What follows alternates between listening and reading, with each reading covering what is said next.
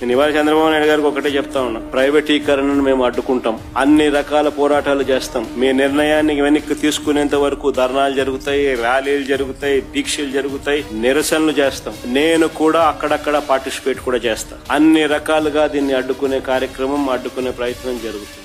నేనొక్కనే కాదు, నేను రాష్ట్ర వ్యాప్తంగా రాష్ట్ర శ్రేయస్సు కోరే ప్రతి ఒక్కరికి కూడా పిలుపునిస్తా ఉన్నా, ప్రతి పార్టీకి కూడా పిలుపునిస్తా ఉన్నా, అందరూ కలిసి రండి అని కూడా అడుగుతా ఉన్నా. ఇది రాష్ట్రానికి సంబంధించిన ఆస్తులు. ఈ ఆస్తుల వల్ల ప్రజలకు జరిగే శాశ్వత మంచిని చంద్రబాబు నాయుడు తీసేసే ప్రయత్నం చేస్తా ఉన్నాడు. దీన్ని అడ్డుకునే కార్యక్రమంలో ప్రతి ఒక్కరూ కూడా ముందుకు రావాలని కోరుతాను. అందరం కలిసికట్టుగా దీన్ని వ్యతిరేకించే కార్యక్రమం ఖచ్చితంగా చేస్తాం.